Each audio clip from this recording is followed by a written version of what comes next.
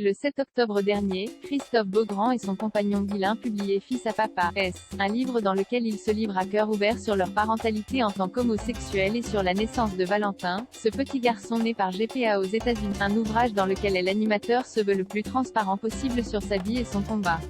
Invité ce vendredi 15 octobre sur les ondes de France Inter, le présentateur de TF1 a abordé un point bien précis suite à la question de la journaliste Sonia De Villers. Vous médiatisez cette histoire de famille, vous masquez toujours le visage de Valentin, soit de dos, soit il a un petit smiley. Pour le reste vous publiez tout, quand je dis tout, quand je dis vraiment tout. Et je me suis posé la question, et pour Valentin quand il sera grand, d'avoir étalé toute son histoire au grand jour, est-ce qu'un jour il ne pourrait pas vous le reprocher, lui demande-t-elle.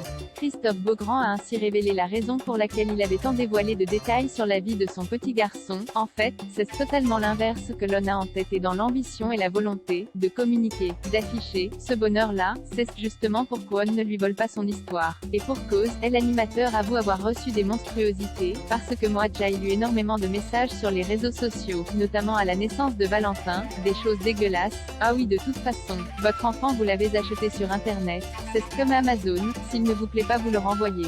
J'ai reçu des photos, tiens une photo du fils de Christophe Beaugrand, c'est une photo d'une crotte.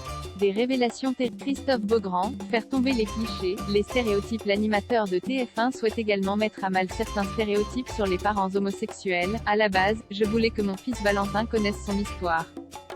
J'ai voulu expliquer au mieux ce que nous avons vécu pour faire tomber les clichés, les stéréotypes, répondre aux critiques sans enjoliver pour autant la réalité. C'est une procédure longue qui a un coût, il ne faut pas avoir peur de parler d'argent mais c'est aussi une belle histoire d'amour, expliquait-il dans Ciné Télé Revue ce jeudi 14 octobre.